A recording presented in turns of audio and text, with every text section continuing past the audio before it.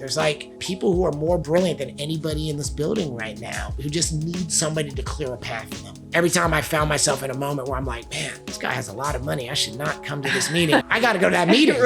I'm not going to be here forever. When I pass from this earth, I'm going to see my father, my uncles, my grandparents again, and all those people who came before me.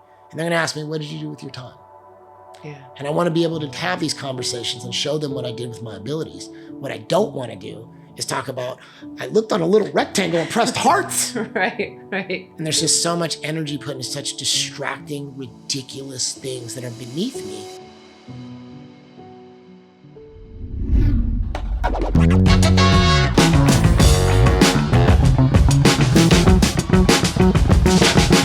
We're here in Berkeley. Yes, it's a new studio for us. What do you think? I'm a big fan of this space. Shout out to the CL space. Glad it's here. Yeah. And I'm glad we're putting this in my hometown. Yeah. South Berkeley. Yeah. No, you're a bit. Okay. First of all, let's give everybody your name. Okay. Bret Alexander Sweet. Yes. And the control people and the producers were just calling you B Sweet, which I thought was really cute. It happens. It makes people feel like I'm a late night soul radio DJ. Like, hey, the midnight love, be sweet. But no, Barry I'm not. White, no?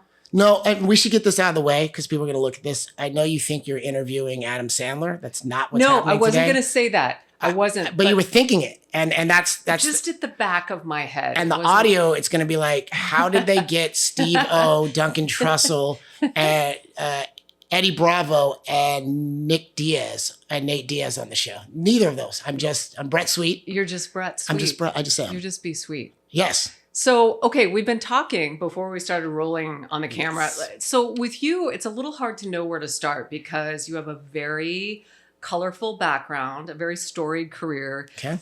You're now, a part of a major movement, an economic development movement. You are into micro lending and encouraging entrepreneurship. But let's back up, right? Because we were just talking a little bit about how all of us in our lives have defining moments, right? Experience that really determines how you respond or react in certain situations, right? Whether it's an opportunity, a danger, right? We're talking about, martial arts. So let's talk a little bit about the before times, right? And the way that hip hop, your career in hip hop was defining for you. Yeah, I think a couple places to start. So some background for this. I was born and raised Berkeley, California, although I've lived all over the States. And I also spend time half the year here in California, half the time in Auckland, New Zealand. Because you're married to a Kiwi. And I'm a Kiwi. And you are a Kiwi. And also New Zealand is like the Bay Area of the South Pacific. So you feel very much at home there. We could do a whole other conversation. Except for you're on the wrong side of the road when you're driving. Yeah, and there's other things, but I'm with the trade-offs. I love it down there. And it's also, back to the hip-hop thing, it's the kind of place where when you go to Target, they play E40. Yeah. Yeah. There's a love for Bay Area culture that I've never seen. I didn't know that. That is really interesting. It's special. I'd love to tour you around there sometime. My father moved to California from Florida, from a town called Jupiter in Florida, which is sort of one part maroon colony, one part indigenous reservation. So a lot of the culture that I was raised with, my father was a civil rights attorney. Yeah, a very well-known and important civil rights attorney. Thank you for saying that. Yep. As well as my uncle. And so from their standpoint, the Sweet name means that we build infrastructure because we come from an environment where we haven't had anything. There's the threat of violence, there's the threat of plunder, there's the threat of racism. So we kind of have to build self-determination ourselves. And so that kind of inspired me. I never thought I would be as accomplished and as smart as my father and my uncles. I mean, there must have been an incredible amount of pressure, right? Having that kind of pedigree. Right? Civil rights, attorney, like very important in the history of this country. Like, how did you respond to that? I don't think I looked at it, to be honest, I've always been ahead of my time, but I've never, when you're 12, it doesn't process. It was more of a, I guess to use an analogy, it's more of like, I'm going to nerd out a little bit. It's sort of like, who are you in the Fellowship? Who are you in the Dungeons and Dragons party, right? Who are you on the Goonies? So if all these other jobs are hired for, I was just trying to figure out, my father had this huge table and everybody would sit around and kind of assemble at the council, and my dad in charge. You know, my dad was the youngest of 9, but somehow ended up being sort of the king of our movement, metaphorically and figuratively. And so for me, my oldest brother, you know, was very talented physically, really gifted martial artist. The next brother, brilliant scientist, engineer, physicist.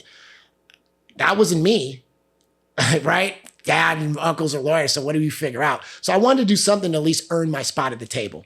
And then defining moments, to be quite honest, I'd always dabbled in it, but I think when I saw the Fight the Power video that previewed the Do the Right Thing movie by Spike Lee, and I saw the movement of all these people in Brooklyn, and it modeled what I saw in South Berkeley, and I should give some background about South Berkeley. So put in context of South Berkeley. Oakland gets credit for the Black Panthers. Sure, yes. But the idea about feeding people from your front yard, that's very much that Princeton, California, South Berkeley mentality. The idea of learning yoga and teaching people in your backyard, that's very much the childhood I had. The Ashby Flea Market, concepts like that. Case in point, when you talk about startup culture, it's very well documented that when Wozniak wanted to show off his computer, he brought it to UC Berkeley. But the person who understood how to get things going and market it was Steve Jobs. And where did he hang out? South Berkeley, right. Okay? At the ashrams, at things like that, in the protests, right? So all that energy came out of that. These the areas of San Pablo at that time is where a lot of the early mixed martial arts movements come out of. The general manager of Pete's Coffee, who started in Berkeley, goes off and starts Starbucks. So there's always this dynamic tension of entrepreneurship that comes out of my hood. And I'm glad we're finally telling this story because we never get any props for it. But for me, I think I saw that on the video. I said, I'm never going to do this we shall overcome civil rights thing at the level my parents did. And I also didn't believe a lot in the hold hands kind of thing. I was a little bit more, I want the smoke. But this hip hop thing seemed like it was civil rights. And I got really interested in that. And then I got into high school, and then you get into high school and you start trying to figure out, well, I'm not a jock. And the thing I can do is I can wrestle. And, you know, this is not the Midwest, so you're not going to get a lot of girls that way. And I could see how girls acted when guys would DJ. And I wasn't good at that. But those rappers. And so I knew, being from Berkeley, I could talk trash, right? Can you, Bret, real fast, go back to what you were saying earlier. Like you said, but to me, hip hop felt like a civil rights movement. So let's use this term interchangeably, right? So if we just talk about what do we mean by hip, a lot of times when we use that term, we end up at rap. It's very undefined, right? Yes, and we end up at rap and commercialization of rap. But let's just go back to a movement of people in the 70s to 80s in South Bronx, New York, in Queens, New York, who are Caribbean American, and Black American. Right. And they are able to transfer knowledge from Jamaicans who go into old naval yards and are able to hook up power connections to power records, and able to take old radio left over from the British industrial complex and turn that into delays and dub, and they transfer that over, and they bring that over to the movements that are happening in the streets. So we know them famously as Flash and Herc and things like that, right? But ultimately, none of these guys are engineers. None of these guys are electricians, right? But they have those skills. So when I hear hip hop, I always come back to the concept of innovation. Yeah. Right? Yeah. And so what's happening here? Well, you got engineering principles, okay? You've got design principles. You've got fundraising. You've got storytelling. You've got marketing. And community. And you've got community. And you've built community, okay? So when I see that, I don't think I, again, saw that in my mind. Oh, this is where it ends up. You become a venture capitalist. But I think I saw these pieces of my father and my uncle were lawyers for Ike and Tina Turner. And I saw that they had an ability to build systems that helped poor people. Mm-hmm. And that they were able to take money from this group thing and use it on people who had no money and advocate for their rights. So I had this theory that if I did rap, I would become rich and famous, without compromising values and use this money to do the things that I wanted to do, help poor people. And then I would, at least when I sat at the table with my dad and my uncles and my brothers. Right. You earned it. In theory. In theory. Yeah. I wouldn't be where they were at, but I was at least, if they're gold medals, I at least a bronze. At least Right. I have a medal, right? And so that kind of got me on that path. High school comes, I'm really getting into making demos and battle rapping. And I earned a reputation because I'd go to schools and I'd battle people, and we'd battle, Walkmans, which is old people's term for a phone that plays music. I got jokes. Gold chains, shoes, whatever. Yeah. And I got put into a collective of a group of other really good music makers across the East Bay, one of which was over in the Fremont, East Palo Alto area, who, became my brother for life, which we know as Walt Liquor, aka Walt Elixir, because we're trying to change people's bodies, who got me here. But yeah, we had this reputation as young kids who were making music. And around that time, my partner and I, we remember our group was called Fundamentals. We thought we signed a record deal. We actually signed a publishing deal. So after you go through that process and you turn in your music and you learn that's why your parents probably should have signed the contract. Right. And that's why they should have met your manager. You realize that's not what you think it is. You're not going to perform at prom, and all those songs you wrote, somebody else is being rich and famous over it. And so then that kind of transferred into me getting an internship at Polygram Group Distribution Northwest. And I was working there as I was in school. And at that time, that label was sort of a subsidiary of Philips. So it's really trying to sell record players. Yeah. And to get you to buy a record player, it's got to sell albums. It's really focused on rock. So your Aerosmiths and things like that. It has something called an urban division. Under the urban division, there's a record label called Motown. Under Motown, there's a little tiny record label called like Def Jam, even smaller record label called like Payday London, things like that. So I was responsible for doing sort of artist development and sort of promoting groups, Organized Confusion. I don't know if that rings any bells. Method Man, Red Man, things like that. And so I was doing that. And so essentially, because I was in that room, nobody really knew what hip hop was. And as a 16-year-old kid, the way I was talking, it wasn't going to get me invited back to a lot of meetings, right? I was very rough around the edges. I had dreadlocks. I had a chew stick. I wore a lot of camouflage, all my friends had names like, Magnetic, I was not going to get invited to the golf course, if you know what I mean. And on top of which, I didn't understand the structure. So let's see what the structure is. It's a subsidiary of a subsidiary of a subsidiary, right? I still even get weird about people calling it a music industry because I can't go on Google Finance and look at a record label's financials. Right. So I think that's kind of the hide the game, So it's really, what's the model? It's almost venture capital and it's private equity. What do I mean by that? You are trying to use the success of one project to pay for the losses of the other 9 in the portfolio. So you are trying to make Aerosmith pay off because that's an expensive record to make, right? Right.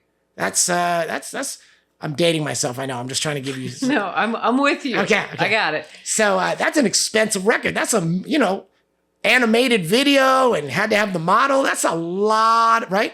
But this hip hop thing, right? So and for that one, let me go back. For that one Aerosmith, there's 9 other power rock groups you didn't buy, that you didn't care about, right? Or you didn't hear about. Or there's a Madonna failure or whatever we got to fix, right? Okay. But then over here on the private equity side, there's these 10 rap records that cost like $30,000 to make. I mean, there's no instruments. Right. They use these samplers and the kids just love it. Right. So the costs are low on these Very albums. low. Yeah. So the margins are big. Costs Oh my are God. Low. Period. And you're so go back to the private equity thing, yeah. Right? So private equity was holding onto these. I'm using this as analogies, but okay. the idea of, if you think of hip hop at that time, you're making beats off samples, which is grabbing assets that are no longer used. Right. So part of the aesthetic is to grab a record that nobody remembers. Right. So you're not sampling. Sample it. Right. Yeah. If you sample, George Benson, you're going to pay a lot of money. Everybody knows that record, right? But if you sample some dusty gospel record from, the 1940s, nobody knows who that is. So it's private equity in the sense that you're making I see what danceable you're music saying. Yeah. or head nod music off assets that people have Already deemed are no exist. longer interested. Yeah. Or like MIA when she samples The Clash. Right. She's so good. Right. Anyway. Right. Okay. Exactly that. Yep. So it recontextualizes it. Yep. Right. Okay.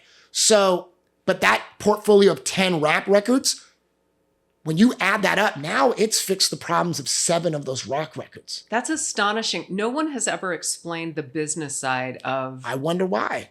Right. Might be some equity issues Yeah. there, right? Yeah. And then if you look at the stark reality of who's doing what in those records, right?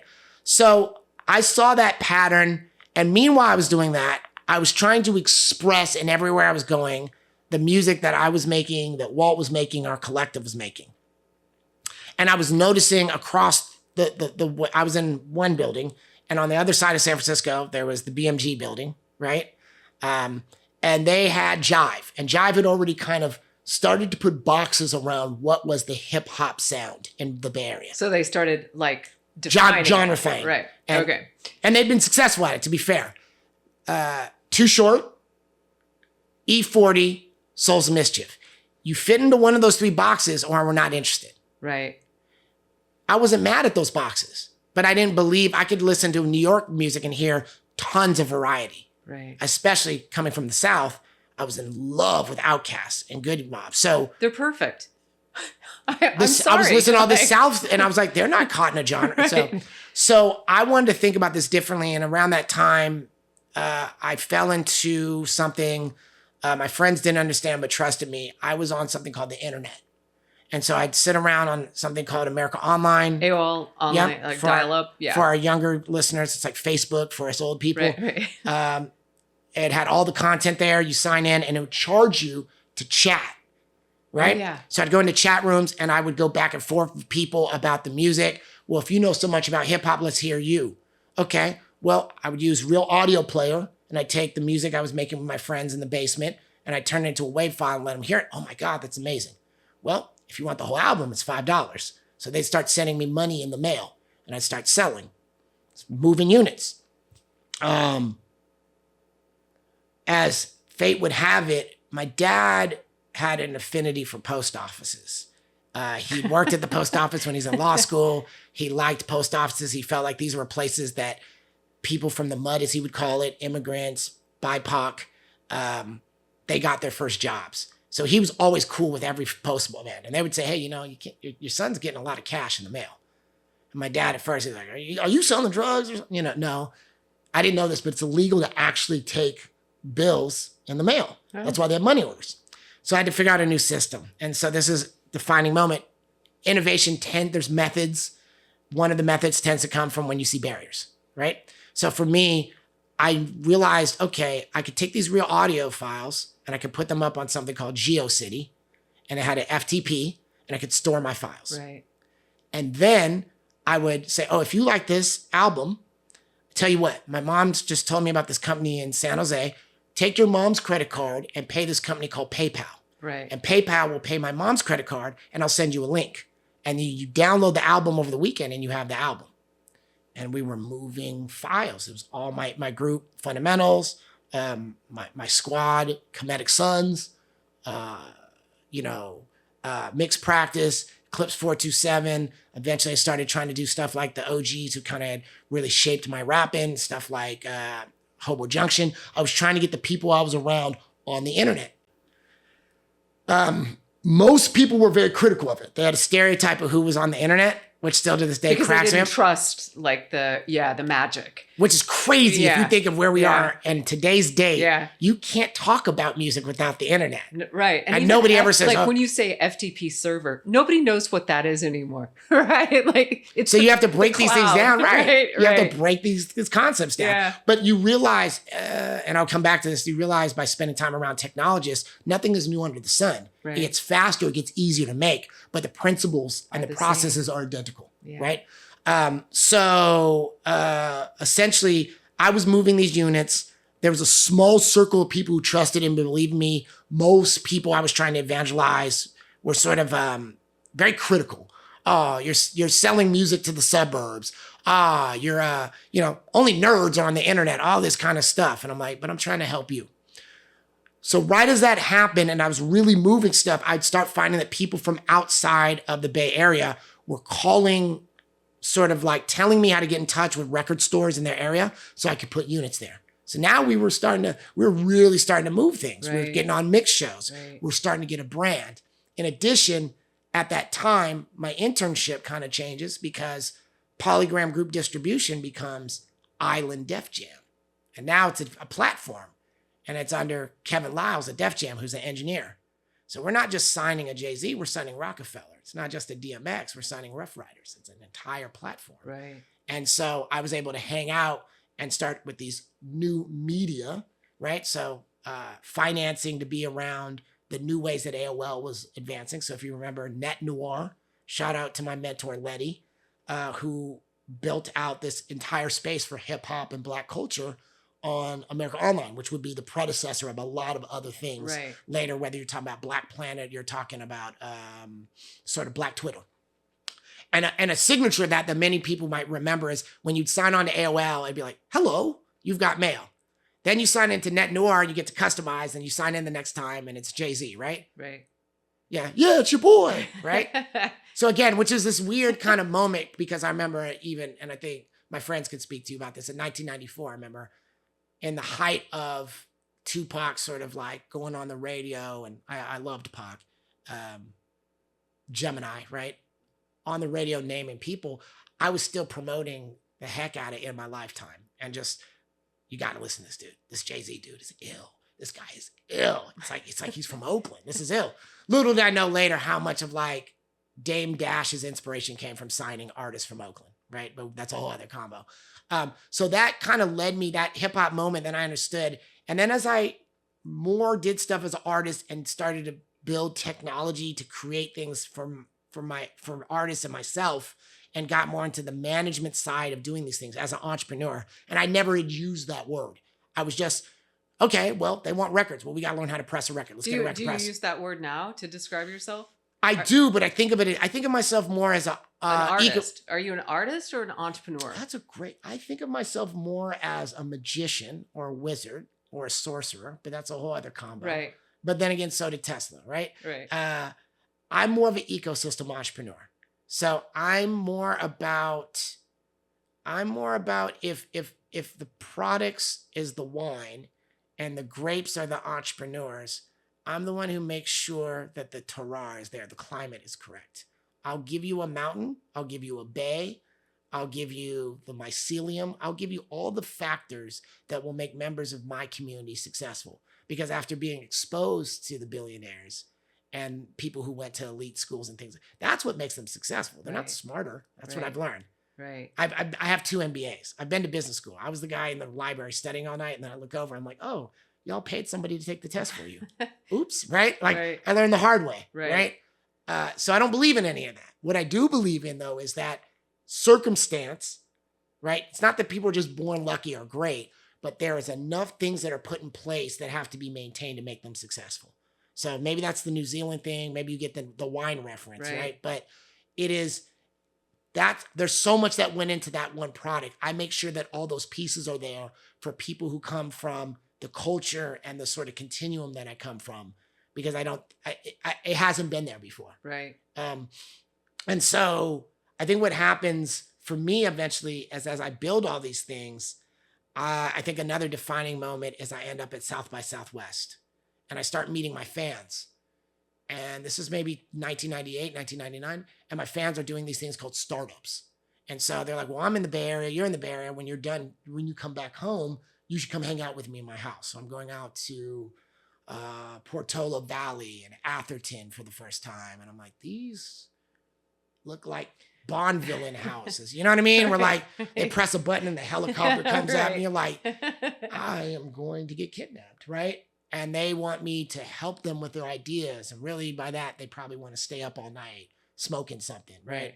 But more and more, they keep putting me in meetings. Well, it starts off as music supervision, then it's media, then it's consulting. But you're immersed in that culture, right? Know nothing of it, have always wanted to make decisions, but I just find myself there. Yeah. And again, But you kind of like you kind of laid the foundation. Didn't for know that at but that you time. didn't know it. It wasn't like a Nope. conscious decision. Nope. Yeah. Dreadlocks to my ankles, camouflage, Ghostface Killer playing in the car. Don't know that I'm not supposed to be there, but also have to kind of hype myself Yeah. up to get out of the car to get into the meetings. Right. And also, as we kind of talk about, I have this other rich background we could talk about some other time about sort of being there for many of the early days of what would later become MMA. And so I learned from that martial practice that it's the stuff that sucks, that is intimidating, that is scary, where you have the greatest growth. Yeah. So every time I found myself in a moment where I'm like, man, this guy has a lot of money. I should not come to this meeting. I got to go to that meeting. Right. Because even if I don't get away, even if I don't know what to ask, I'm learning. Yeah. I can feel the grooves on the brain, like the record is getting a deeper groove. And so those conversations got me into, I started writing curriculum about teaching people from urban environments how to start their own businesses while they're in high school. And although my name wasn't on the book, I could see, oh, wow, they're putting out publishing books. And I wrote that. Or they're sending me around the country and around the world to teach a room full of teachers how to teach business to kids like me. Yeah. And so I was really fascinated by the idea that I wasn't special. There's a Bret everywhere. We just have to dust off the coal a little bit or dust off the carbon and we'll find the diamonds. They're there. We just have to give them a path. And then that led me into working at an education-based startup by the name of Build out of like sort of Menlo Park. That was kind of one part of the School of Business. But it was also this idea that you could teach kids from East Palo Alto, East Menlo Park, East Oakland, business while they're in high school. And they're running their business and you could fund it and you treat them like adults. They get to go to venture capitalists, they get to go to bankers and get this money. And then they'll have a portfolio. So when they apply to 4-year colleges, they look as competitive as somebody who's volunteering, who got straight A's, all these things. And while I did that for 4 years, and then I would meet all these people and I say, I think I want to do what you do. And they said, yeah, I'd love for you to do that, but I need you to get a little bit more of a background in the finance side. So I went and got an MBA. And me being part of the culture I'm from, if you give me a 2-for-1 deal, I'm going to take it. So when I was at business school, I got 2 MBAs. And then I came out of there and I took a job with Palm Ventures and I worked in venture capital and I worked in private equity. So I was assigned to a project over in Sunnyvale, which was a school that was sort of taking digital media and would pump kids out to places like Pixar, Marvel Studios, but also could use those same visualizations and they could go work at Lockheed. They could go work at NASA, right? And ultimately, if you think your average animation person, how they're really into, somebody who loves video games and they want to tell you everything about World of Warcraft, they've never opened a spreadsheet in their life and they don't think they should have to. Right. And so that's a lot of the programs I was doing with them, as well as reporting out to the powers that be. I'd put money in that and I did that for 4 years. And then in that period, I lost my dad to Alzheimer's in 2010. And so I promised my wife I took a year off and just kind of started working on me again, went back and trained some martial arts and kind of figure out what I want to do next. And then from like 2015 on, I started working in communities that I just found myself in these places where I was around all these people who got money for ideas that I personally did not understand. And it just kept this cyclical boom bust cycle of we are funding some of the stupid ideas and technology. Yep. But hey, you went to school with so-and-so and you know so-and-so's dad and you guys seem to do a lot of party drugs together. That was just part of the culture of Silicon Valley, just the cash burn, fail, and failure was such a huge part of that, the mid part of Silicon Valley's heyday, right? Like there was a conference about failure, like it was embraced, but I think it perpetuated exactly what you're talking about, like funding really stupid ideas. And so I will say this. One thing I took away from it that I'd like to see a little bit more, and thinking that I'm around, I'll give credit. So I'm a big fan of attribution. I think in hip hop, especially as somebody who used to be a ghostwriter, I think we steal bars all the time and we don't give credit. So I'm not going to be that person, even if I don't agree with him. But I like a lot what he does. Reid Hoffman gave a great talk to me once and said, being in Silicon Valley is like being buck naked with a backpack. And in your backpack, you have all the parts for an airplane. And you jump off and you have to build an airplane. As you're falling. As you're falling. Yeah. was like, God. And he says, but you do understand not everybody's going to make it, right? I said, that's a lot of people who die. He's like, no, but a lot of people smack to the side. And Silicon Valley's culture takes a spatula and scrapes them off and puts them somewhere else and finds them useful. Because there's that failure is also learning. So here's how I would translate that. And I've often talked about this. You make pancakes? Do I? Yeah. No, I suck. Yeah. We all suck, don't we? Yeah. Yeah. That's my point. We all suck from the first to the third pancake, Yeah, right? it's not a gift. But nobody will cry about it, will they? No. They'll never walk out, I'll never have breakfast again. No, nobody This cries. pancake sucks. Right. It's a stupid game for stupid, right? So there is parts of our brain, the learning curve, where we have to fail to learn. Yeah. And Silicon Valley as a culture is good at that. But there are ideas where you look at it, and we've seen this cycle, whether we're talking about the .coms, right? And people are like, well, dogcollar.com. What do you do? Yeah. Can't tell you. Yeah. Why should you have a job? Yep. To where, yo, I don't know if you know this, but not everything should be delivered by somebody, right? Like you should touch grass, right? Now we're saying that? For sure. But 5 years ago, you was convinced everything you did could be delivered to you. It's ridiculous. Okay. Yep. So I learned, for me, I would watch this cycle of people who raised a lot of money and they would invest and then they'd party all night. Okay. Yeah. And then the next morning they'd go to a cafe and the cafe would make them a great breakfast and get rid of all their hangover. And the cafe owner would probably look like you, but they came from a very poor working class background, but they couldn't get that $50,000 to expand their restaurant to make more money. And the guys who ate there never thought they were going to invest.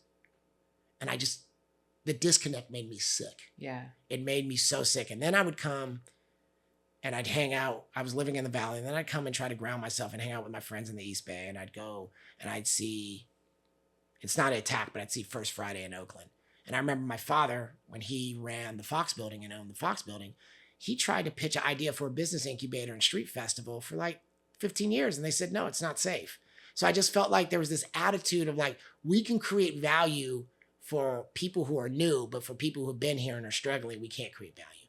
And my wonderful advisor and coach, who also happens to be my wife, said, she has this great way with me. She's very subtle. She said, are you going to get mad or are you going to do something? Yeah. And so I decided that I wanted to work in an environment where I could change that. So I started working and doing micro enterprises, meaning helping people start business, but also connecting them to the lenders and building markets in places that weren't a market. So I started focusing on downtown Richmond. One, with Richmond having its industrial background, a lot of people don't know that. The Great Migration, in terms of a large percentage of Black Americans coming from the South that came to Richmond first and worked in the war effort. At one time, what we now know as Chevron was Standard Oil. That Standard Oil was a sort of a joint venture between the U.S. government and the Ford. This is the era that won World War II, right? This is what gave us Kaiser. This incubator is what gave us all these great ideas. So I'm always like, let's go back to the origin and let's see what happened. So I really started working on helping the downtown Richmond, turning it from being a place where people felt like they just couldn't go there at all to being a place where there was an interconnection. And there was like a permaculture of businesses.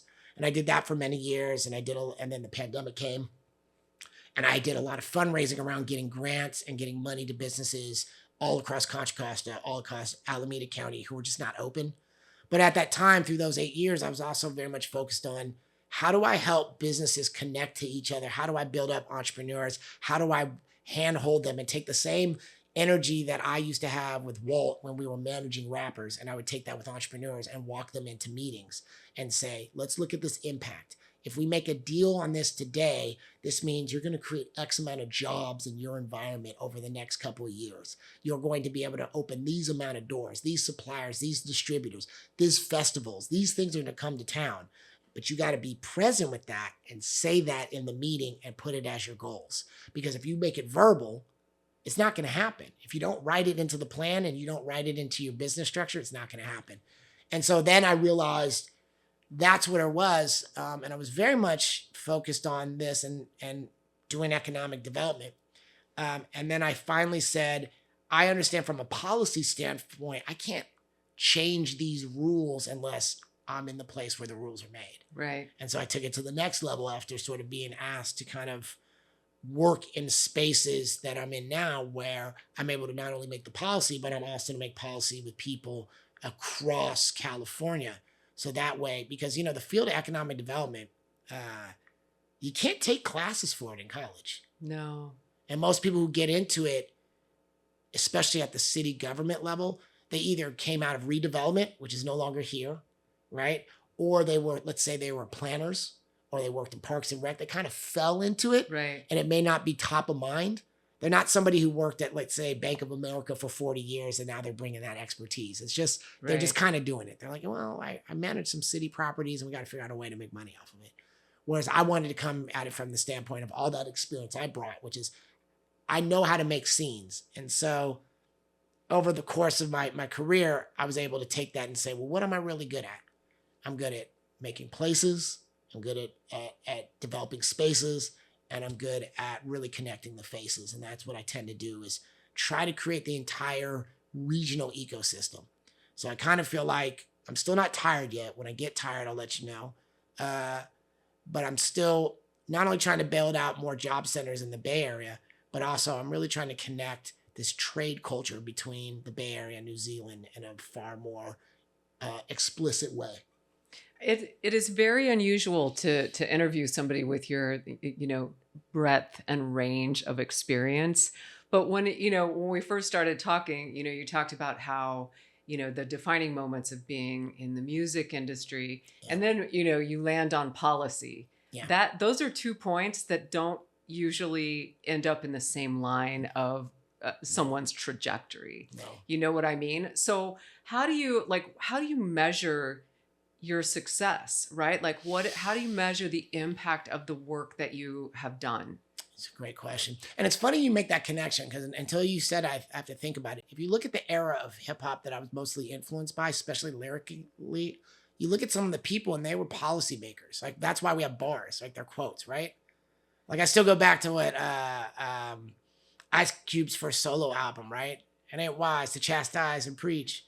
Just open the eyes of each, right? So I could find bars anywhere, right? Right. I can't cope with the pressure. Settling for lesser. The God left the lessons on my dresser. Ghostface Killer, right? We all have these quotes along the period where we think about it and we go, actually, some of our favorite MCs, rappers, whatever you want to call it, are making policy and shaping how we are affecting our decision-making and our spending, right? Famously, I don't wear jerseys. I'm 30 plus. Give me Chris jeans and a button up, right?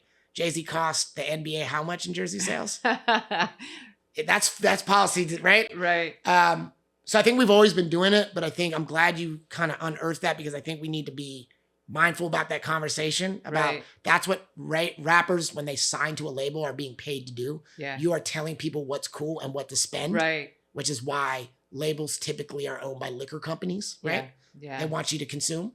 So to answer your question, I think the obvious ones, a lot of what I measure, I have my own goals for myself. Then I have goals that sort of the field, and I have goals for the profession. And I live in a place of dashboards. So maybe at one time it was all about everything was like the sampler. Like, I still have my old ASR 10 that I'm in love with, that I kill kind of everything. That's what taught me everything, I was that kid in high school. It was weird. In high school, I was in AP everything except for math, but I was in remedial math. What happened there, Bret?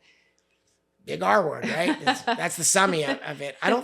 Why didn't somebody just look at this and go, how is he in remedial math, AP physics? Like, that doesn't make any sense. Doesn't make sense. Yeah. Either he's got a learning disability and can't count, or he can't. Or something's wrong here. Somebody's put him in. System might be broken. Yeah. And my parents, well, they fought to make sure that I wasn't in a classroom in a swamp. Yeah. My dad grew up in Jim Crow, so he thought he won. Yeah. I'm at Berkeley High. Apparently, if you get an A in all these classes, you get to go to UC Berkeley. By his success metric, he did everything right. He didn't really know that you have to go and watch what the teachers do. And let's see, why is he in this class? Right. Right? That's not where he came from, right? He's just like, the Ku Klux Klan has yet to kill my kid. We won. Yeah. You know what I mean? Yeah, so it's all, you don't know what you don't know, right? That's crazy. You don't know what you don't know. Right. So again, I'm sure, raising my children, I'm like, well, in my childhood, people brought Uzis. Right. So that's why you're going to school where you're going, because, and they're, oh, Dad, you're so square. You wouldn't understand what it's like to be. Yeah, sure. It's cyclical. I think part of it is going, the reason why I bring that up is that ASR and Excel taught me that I was really good at math. And oftentimes I find that the people who are really good at something, somebody decides somewhere. Let's keep somewhere them along the line. Yeah, it's not good at crazy. this. Yeah. Yeah. You know, I think I've met people in our world.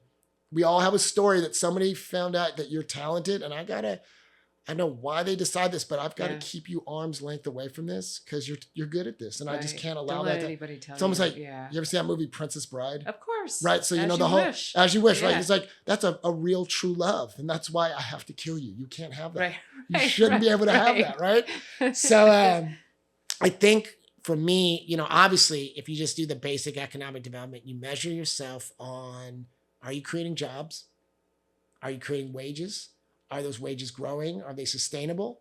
How long are people commuting for? Right? The quality of life things. Are you able to create sales tax that then goes into public safety stuff that brings down crime? Right. Has parks, has tutoring, senior centers. On a larger scale, the conversation we're having now that I have with a lot of my colleagues in Contra Costa, which has typically been a center of either housing, which means we build houses and we have construction, or petroleum refineries. And we're now having conversations about how are we affecting the planet? We are now at no time before have we ever had the ability to build million, billion, $trillion industries that do not harm the planet, that restore the planet. I met with a company last week that transforms, you know, sort of live feed kind of stock, like clippings from your yard, can turn it into power and then turn it into, you know, biochar that you can use to clean bio, you know, and then can give credits back to the city area. So we're now at these points where you have these publicly traded companies that, you know, you got to leave the politics aside. Yeah. Like for me, I live between New Zealand and California. I lived through two of the worst storms the planet has seen. I've watched old Pacifica women. This is, you know, we like to use in the Bay Area Polynesian. These people do not call themselves Polynesian. They call themselves Pacifica, just helping my friends. I've seen these old aunties, you know, washed out into the street through these typhoons. Yeah. We've seen flooding in California like we've never seen before. If you're telling me that that's normal to the planet, you're living in a bubble. Right. And we gotta start taking care of this planet better. If we want to keep calling it Mother Earth, what happens when you piss off your mom? Right. You piss off my mom, she'll do a judo throw on you, Yeah. right? So, I'm now measuring that in different ways. Are we making jobs that are growing? But also, the pandemic, I think, taught us all a very important lesson. What's the money worth if you never see your kids? Right. Right? If you never see your spouse. Yeah. So are we spending that quality time together? Are we contributing to the planet? Are we having these kind of conversations? Maybe working from home was cool for 3 years, but now we're not admitting that it sucks. I want to be around humans, but I don't want to get sick. Right. I can have both. Right. So these are the other intangibles. Yeah. And for me, I think the biggest goal that I'm meeting is, in my family's traditions, I will not live forever, no matter what my friends think, because they always say I'm ahead of my time. I'm not going to be here forever. And I'm going to have to, and I want to, when I pass from this earth, I'm going to see my father, my uncles, my grandparents again, and all those people who came before me. And they're going to ask me, what did you do with your time? Yeah. And I want to be able to have these conversations and show them what I did with my abilities. What I don't want to do is talk about, I looked on a little rectangle and pressed hearts. Right. Right. And I clapped back at the guy who sent me the wrong picture and told him I was going to meet him and beat him up. You know what I mean? Yeah. And there's just so much energy put into such distracting, ridiculous things that are beneath me. And also, I just have found, you know, I'm not young anymore. I found that most people don't want the smoke. So it's not even worth it engaging. But we have so much invested in believing that people want the smoke. Right. So I'm measuring myself on my ability to feel like, did I take the talents that I had, match them with real skills, invest in, do things that are intimidating, but also lift up as many people who didn't have the opportunity. There's like people who are more brilliant than anybody in this building right now who just need somebody to clear a path for them. Yeah. So I want to scale that in the same way that I used to teach entrepreneurs, and I'd say, man, I can only do 60 a year and I'm a little tired. Then I got, well, if I taught other teachers and I did 60 teachers a year, Force multiplier. Yeah. Yes, I'm about the multiplier effect. Yeah. It's back to the martial arts thing. Yeah. I 100% want to find, can I hit those million marks? Yeah. And build these communities as far as possible. Your wisdom is like, it is so complex. And you said something earlier that I think is going to stick with me for a long time. And, like when we're talking about policy, right? When we talk about policy, a lot of entrepreneurs and a lot of people, I am one of them, the creatives, we sort of gloss over, right? Even some, venture capitalists don't like to talk about policy. But what you just said earlier changes my perspective on the role all of us have on influencing policy, right? Like the artists are owned by the liquors, like there is a direct impact we can have on policy by what we do, right? And I think that cannot be overstated right now, because we feel powerless, right, in so many ways when it comes to policy, for creatives, for artists, for entrepreneurs, for the people running the cafes in Silicon Valley. And, your message is one of, it's serious, but it's empowering, right? And so, like, as we're closing up and sorry, I didn't mean to, give a synopsis of your words, but what you said about policy is really important. And I need to remember that as a human. What advice, what inspiring words can you give to our listeners right now? How do you be great as an entrepreneur? How do you just start if you're an entrepreneur aspiring to do something important? Can I also touch on that last point? I know I do the Mr. Toad thing and talk too much, but I think one of the things that we do as business people, and capitalism isn't perfect, but I at least come from a family that's lived in other countries as Black Indigenous people. And they've seen communist Russia, they've seen communist China, they've seen socialist Sweden, Denmark, Cuba. Yep. They've looked for the other models and written it down, and we talk about this. So again, and I've lived in socialist, New Zealand. Capitalism isn't perfect, but it solves a lot of the problems that other systems don't. But one of the things it does about commercializing is it compartmentalizes us. So we avoid the policy because we're focused on the same. I'm just, and you see it in different aspects. Well, I'm just really focused on changing the culture. Right. No, I'm really about the ecology. No. I build technology. Hey, I'm all about getting the vote out and doing the policy. But no, I'm about changing the economy. If we look at success, we will find that people who have the ability to exert their will over their reality do not compartmentalize that at all. Right? And one of the things I learned about living and working in New York is that there are communities where you see those institutions, they're all connected. You could find them, like one of the things, I always make this joke that, being a Berkeley kid, I always feel like Queens is the Berkeley of the East Coast, right? But you find these places where the hospital is next to the school, is next to the gym, is next to the bank. It's all is next to the center where they talk about who they're going to vote for. Right. The community, it's all one place. Right. It's not scattered, like it's centralized. And they all have the same people paying for it, and you see it's happening from right. kindergarten up all to the way, all the senior. Yeah, you can't even call it culture, because culture is one of the aspects that's taught there. It's in the DNA of that system, and so I'm excited to find that for my own community and learn from the other communities who have figured that out. You see it a lot with immigrant groups who kind of get it, where they're like, hey, I just got over here. I hear what you're saying, but where I came from, they're shooting and they're burning people like me alive. Right. I'm going to open this overnight and get it going. And I know the next thing is I got to get a community center, and I got to do this. And in 30 years, we got to have a bank, and they get it. Okay. Yeah. So that's why I think we miss the policy thing, is because we get focused on that lane, and we don't understand that lane is many lanes on that freeway. That's exactly right. The thing that I would say to entrepreneurs or people who are trying to be an entrepreneur is there's a great book called The E-Myth.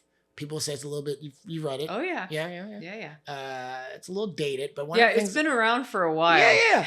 I think what it does is it acknowledges the schizophrenia or the multiple personalities that happen in entrepreneurship, right? It talks about the entrepreneur who wants to build something new, the technician who's really good at the thing you're doing, and the manager, and who's got to make sure all the paperwork's right. And I think as you're building a structure, understand who you are. And if you're one person and you have those multiple personalities, don't let two beat up on the one. They're all necessary. If you have a team, let everybody have their right to be that person and make sure their voice is heard, because that's what's going to make successful. Yeah. If people invest in businesses, they invest in the team. And you see that. That is so key. I can guarantee you. Yeah. When you go get money, they're looking at the team. They want to see what your team's made out of, and then they're going to stress test you. Different people will do different things and keep you up all night.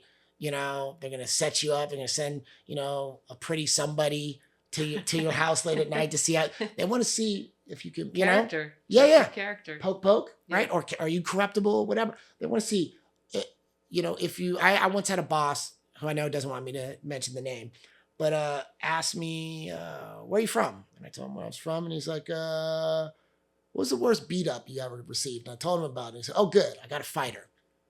I'm from Queens. I fought everybody. So I know that you won't cheat when you start getting punched. Good. Right? That rough kind of, yeah. That front of the mouth kind of, hey, all right, let's get coffee, right? But I think what I learned from these experiences that I don't see taught a lot of times is, okay, grew up in the Bears, so you're only going to get me to root for the Giants or the A's, right? Fair. Well, I have a boss. The boss says, we're going to a Yankees game. I love my boss. Love this boss, different boss. Loved him very much. And I said, I'm not walking to hell. The Yankees are the devil to me. He said, no, you're going to a game because this is America's game for a reason. And you're going to learn, if you're going to work on Wall Street, you're going to learn why people value baseball. Go to the game. And he's explained to me the percentages and things like that and understanding how it's a portfolio. And then I understand why everybody who's sitting around me, right, is sort of works in finance. And one of the concepts that I took from that I think is the most important is the game of baseball, because we're Americans, because we have the rugged individualism, because the exceptionalism, we believe we're great at everything. Yeah. So when I go up to play, I've never played baseball before. So when I go up to swing, I'm going to knock it out of the park. But what happens? Yeah, no. Never. Yeah. I don't even hit the ball 99% of the time. So what's the first thing we do again? What's the quote? Shout out to my brother, Ja. This is a stupid game for stupid people. Throw the bat down, run out. Instead, focus on just connecting to the ball. Right? You get the ball down, then try to get a single, then get a double, then get a triple. There's a great movie about this, about the Oakland A's called Moneyball. You probably knew where I was going, but it's really about those percentages of improvement and focusing on those things. Yeah. And I think as entrepreneurs, as you're going through these different roles, write down and be mindful what you're doing well. That's good. But when chaos and turbulence comes, you need to drill the things you don't do well. Yeah. And have a mirror moment and look at yourself and say, you know what? That investor asked me a question that made me insecure, and I said something I shouldn't have said. Yeah. And I just I got a little extra money. Let me hire somebody to ask me that question 3 times a week. So that way, when it comes up again, I have a better answer. Yeah, you don't choke. You don't choke, or you don't act out, right. Or you don't panic. Yes, or bring out the shadow energy of some unresolved trauma that you didn't know was in there. Yeah. But to use the sports analogy, I guess, I spent some time coaching martial arts, right? And so as I tell fighters, we know what you do well, but we got to drill the stuff that sucks. So we got to start over from that place where you don't want to admit it, but I can see in your eyes you want it out. That's where we got to start. Yeah. And so I think that's very much for entrepreneurs. I agree. Drill the things that you know intimidate you. You don't have to be if you're not the finance guy, you don't have to be the master of finance, but you have to know enough to when your CFO talks to you, you're not just like, I wish I could. No, you got to know your numbers. You got to know your stuff. Because I guarantee you that's what's going to eat your lunch later. Yeah, it always does. And build a network. And that's what I'm always trying to do. Build people around you there's somebody around you who loves numbers the way that you love marketing. Yeah. Hang out with them. They're going to translate it to you. Yeah. But don't be afraid of that stuff because that's where the growth is. Yeah. You're so dimensional. It's like the stories I've read about you really don't capture the spirit of what you stand for and the importance of the work that you have done and that you continue to do. And I feel really grateful and really blessed that I got to spend this morning with you. So thank you so much. Well, you're not necessarily underaccomplished yourself. So I appreciate you having me here. This was very cool.